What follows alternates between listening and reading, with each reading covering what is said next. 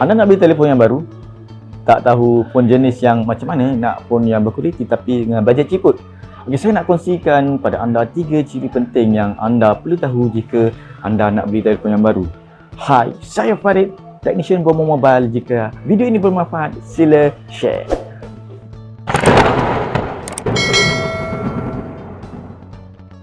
Okay, video ini dibuat untuk rakan-rakan yang nak beli telefon yang baru dan untuk yang nak beli dengan bajet-bajet yang tertentu.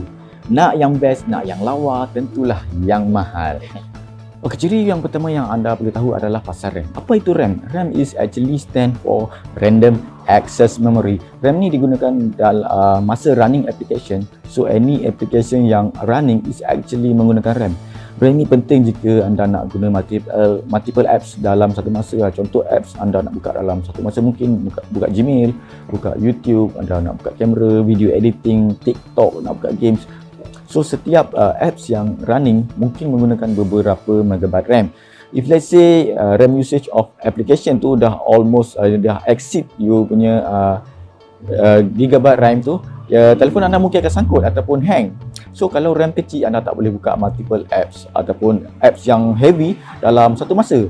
Anda mungkin boleh entas untuk apps yang anda tak guna ataupun beberapa apps sahaja yang anda boleh buka. Okey, RAM ni lagi besar RAM, lagi banyak apps yang anda boleh guna dalam satu masa dan kurang sangkut.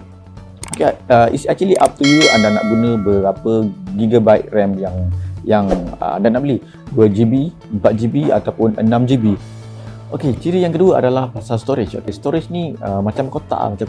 So lagi besar kotak, lagi banyak barang yang anda boleh simpan. So lagi besar storage, lagi banyak files yang anda boleh simpan. Okey, storage ni actually dia ada dua. Okey, dua internal storage ataupun external storage. Internal storage ni adalah storage yang built-in dalam telefon. The moment anda beli telefon tu dah ada 32GB storage dalam phone tu. So macam contoh anda beli 2GB RAM dan telefon 32GB storage, dah ada 32GB storage dalam tu. So okay, external storage adalah storage yang anda tambah untuk simpan lagi banyak data dalam phone. External storage ni dia menggunakan SD card. So anda boleh tambah SD card kemudian jika anda nak tambah storage yang lebih besar. So yang penting kat sini adalah internal storage. Okey, kenapa? Kerana apps yang anda install disimpan dalam internal storage. Anda tak boleh simpan dalam external storage. Lagi banyak storage, lagi banyak apps yang anda boleh install. Ni jika anda nak guna macam-macam apps yang bersaiz besar macam games ataupun video editing. Ini apps yang bersaiz besar disimpan dalam internal storage lah. So untuk gambar dan juga video, anda boleh simpan dalam external storage ataupun SD card. Nak simpan dalam full storage pun boleh juga kalau tak nak beli external storage, macam kalau tak nak beli SD card, boleh simpan dalam internal storage. Okay, jadi tapi anda kena berkongsi dengan apps lah. So anda ada limited storage kat situ. Okay, jadi phone yang anda nak beli lagi besar storage, lagi banyak file yang anda boleh simpan. Okay, lagi banyak apps yang anda boleh install. Okay, it's actually terpulang pada anda juga berapa anda nak beli, berapa storage yang anda prefer, 32GB ataupun 64GB, 128GB, 256GB, is up to you. Okay.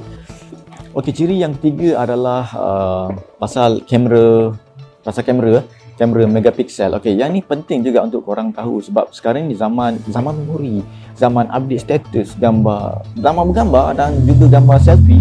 Okey, kenapa penting? Okey, ciri-ciri kamera yang anda nak beli ni mempengaruhi kualiti gambar dan video telefon anda.